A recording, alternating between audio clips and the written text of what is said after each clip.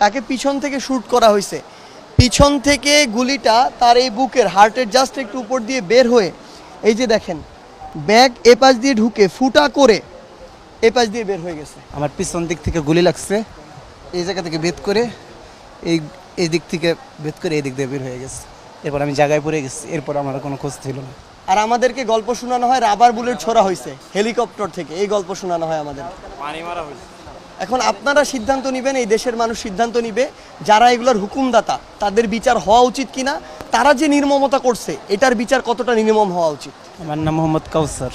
প্রথমে আমি যাত্রাবাড়ি মাদ্রাসার সামনে আসছি,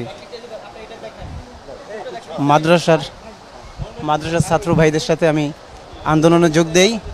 আমাদের কয়েকবার ধাওয়া পাল্টা দেওয়া করার পরে আমরা গলি ভিতর চলে যাই। এরপর আমাদের চোখের সামনে 3-4টা ভাইকে তারা নির্মমভাবে হত্যা করে। ওইটা দেখে আমরা আর সহ্য করতে না পেরে আমরা সামনের দিকে আগাই। সামনের দিকে আগানোর পরে আবার নির্মমভাবে গুলি করে। এরপর আমরা আত্মরক্ষার জন্য আমি ঘুরে দাঁড়াইছি, তারপরে আমি আর কিছু বলতে পারি না। আমার পিছন দিক থেকে গুলি লাগছে, এই জায়গা থেকে ভেদ করে এই দিক থেকে ভেদ করে এই দিক দিয়ে বের হয়ে গেছে। এরপর আমি জায়গায় পড়ে গেছি, এরপর আমার কোনো খোঁজ ছিল না। এবং আমার দাবি এটার জন্য সুস্থ বিচার হয়, আর এই রাষ্ট্রকে যেন পরিপূর্ণ স্বাধীনভাবে ঘোষণা করা হয়।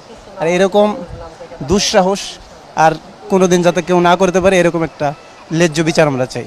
বেগের ঘটনা হচ্ছে, ওর বেগ ছিল কাঁধে, এভাবে কাঁধে থাকে বুকে থেকে পিছন থেকে গুলি করছে, গুলি সামন্তা পেতেছে।